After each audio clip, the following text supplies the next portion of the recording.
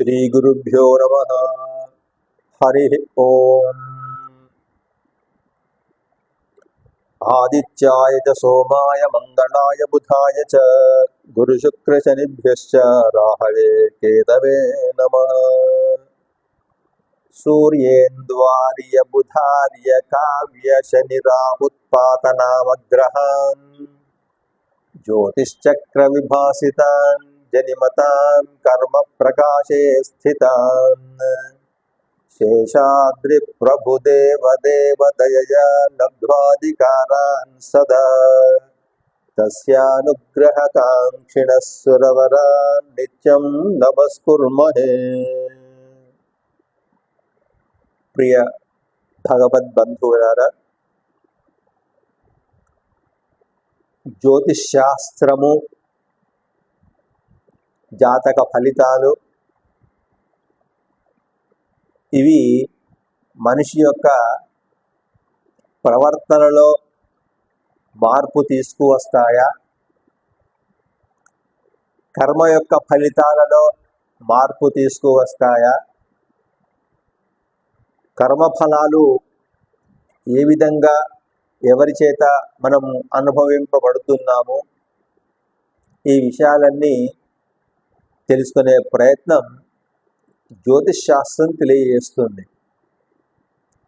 జ్యోతి అంటేనే ఇది వేదానికి సంబంధించినటువంటి ఒక భాగం.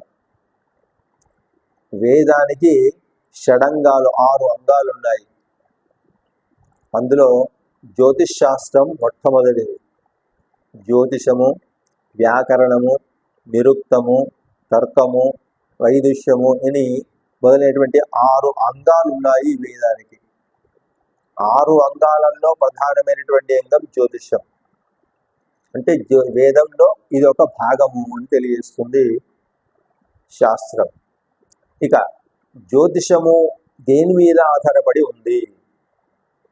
ఖగోళంలో మనం చూస్తున్నటువంటి, అంటే ఇవాళటి టెలిస్కోపుల ద్వారా, మైక్రోస్కోపుల ద్వారా మన భూమి అని, సూర్యుడు అని, చంద్రుడు అని, ఇంకా ఈ భూమి చుట్టూ లేదా సూర్యుని చుట్టూ ఉపగ్రహాలు, గ్రహాలు సంచరిస్తూ ఉన్నాయి అని, ఈ ఒక రకమైనటువంటి ఆకర్షణ, గురుత్వాకర్షణ శక్తికి లోబడి ఒక కక్షలో తమ చుట్టూ తాము తిరుగుతూ సూర్యుని చుట్టూ పరిభ్రమిస్తూ ఉన్నటువంటి ఒక రకమైనటువంటి పాలపుంత అని చెప్పి నేటి వాళ్ళటి సాంఘిక శాస్త్రాలలో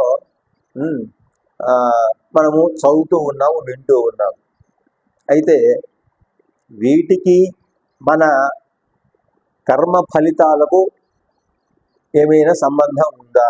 ఒకటి. రెండవది, భూతకాలం గురించి, వర్తమాన కాలం గురించి, భవిష్యత్ కాలం గురించి ఈ జ్యోతిష్ శాస్త్రం చర్చిస్తుంది అంటారు. ఇది వాస్తవమేనా?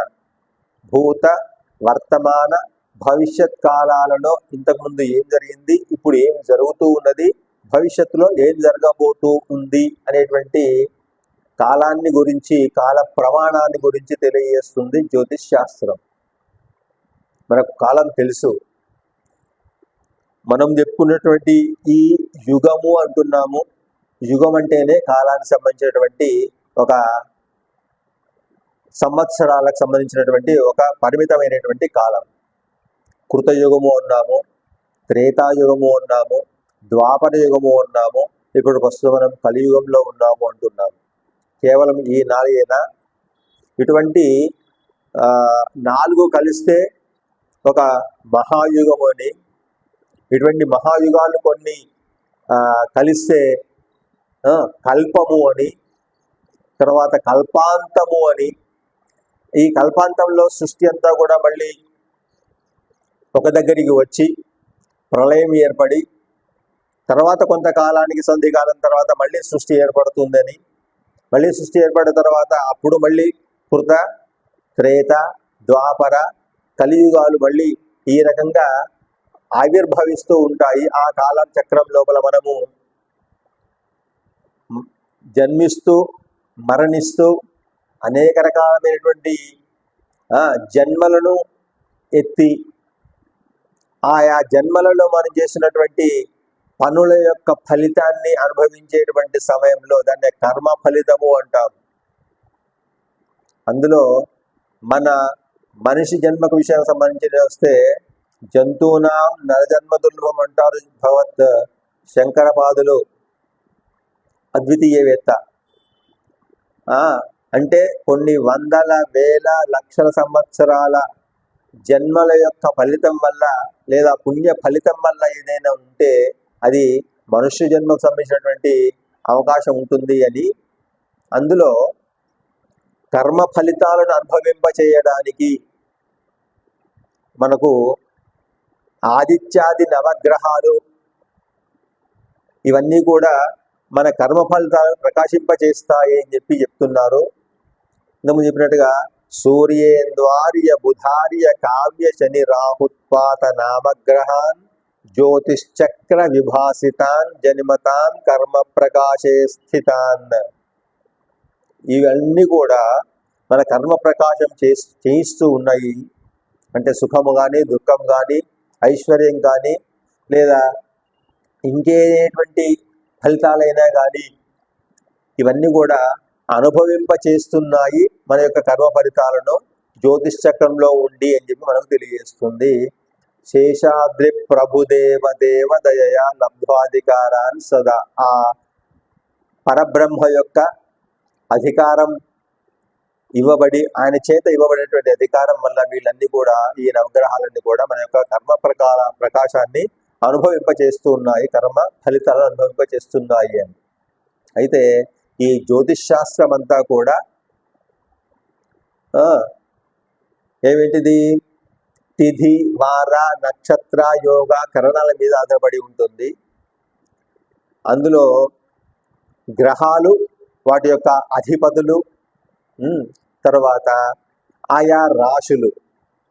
మనందరికీ తెలుసు తిథులు 30 తిథులు అని. ఆ విధంగా 30 తిథుల ద్వారా ఒక మాసం అని, ఆ విధంగా 12 మాసాలు ఏర్పడడం ద్వారా ఒక సంవత్సర కాలం అని, వర్షమని.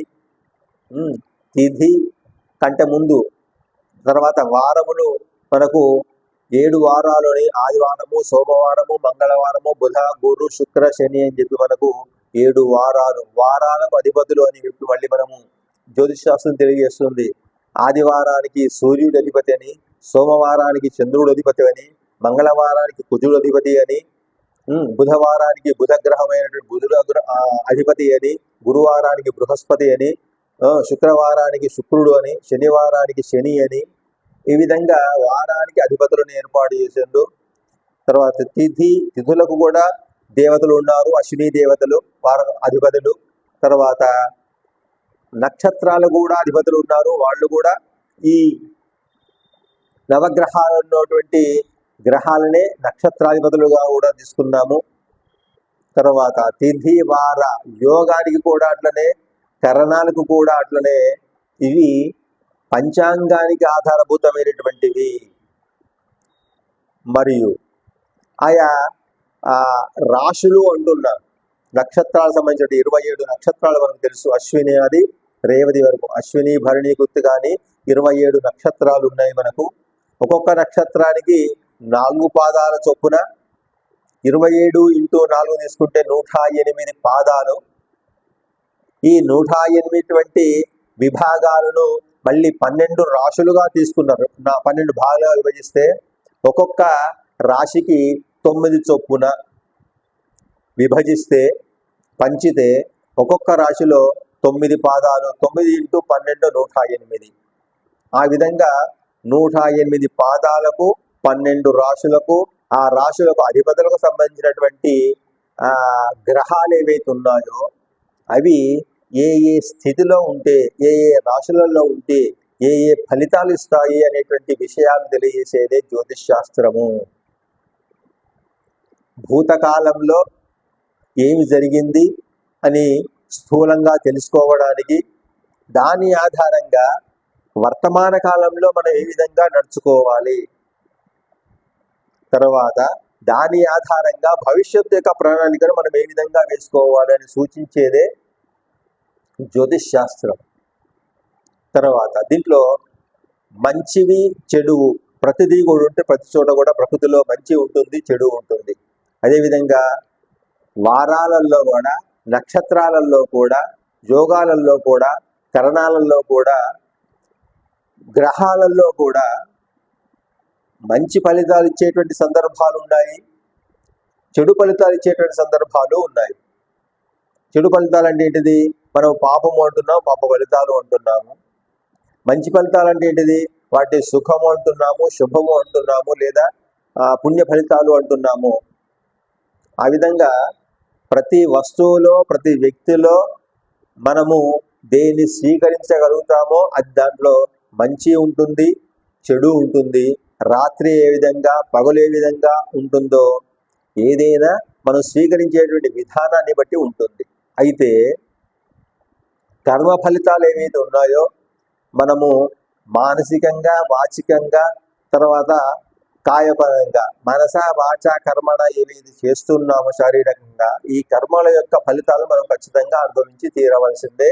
అది అవతార పురుషులైనటువంటి రామచంద్రునికి తప్పలేదు, సీతాదేవికి తప్పలేదు, కృష్ణుడికి తప్పలేదు, ఏ అవతార పురుషుని కూడా తప్పలేదు అంటారు. అంటే ఆయా సందర్భాన్ని బట్టి ధర్మ సంస్థాపనార్థాయ సంభవం యుగే యుగే అని చెప్పి కృష్ణుడు, గీతాచార్యుడు అయినటువంటి ఆ కృష్ణ పరమాత్మ చెప్పినటువంటి విషయాన్ని ఏదైతే ఉందో అది ఆయా కాలానికి సంబంధించినటువంటి, ఆయా వ్యక్తులకు సంబంధించినటువంటి కర్మ ఫలితాన్ని అనుభవింప చేయడానికి.